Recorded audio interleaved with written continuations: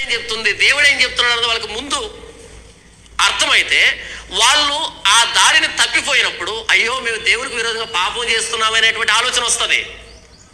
కానీ వాళ్ళకు వాక్యం తెలియదు అనుకో, వాళ్ళు అంతకంతకు ఇంకా దిగజారిపోతారు. వాక్యం తెలిసిన వాళ్ళైతే ఒక తప్పు జరిగింది వెంటనే మోకరించి ప్రభువా ఇక మీద చేయండి ఆయన అని పశ్చాత్తాపడి దేవుని దగ్గరకు వస్తారు. నిన్న ఒక అబ్బాయి ఫోన్ చేసి అన్న నేను భయంకరమైన పాపంలో ఉన్నానన్నా ఏం చేయమంటారు అని అడిగాడు. ఎందుకు అడిగాడు? ఆ వయసు పిల్లలు అడగట్లేదే, అడుగుతారా? ఈ అబ్బాయి ఎందుకు అడిగాడు అంటే ఈ అబ్బాయి చర్చికి వెళ్తున్నాడు, యేసుప్రభువు నమ్ముకున్నాడు కాబట్టి అది పాపం అని అర్థమైంది. నేను బయటకు రావాలి అనేటువంటి ఆ తీవ్రత ఉంది ఆ అబ్బాయిలో.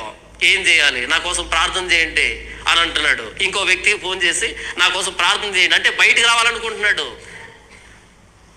అంటే దేవునికి నేను ద్రోహం చెప్తుంది.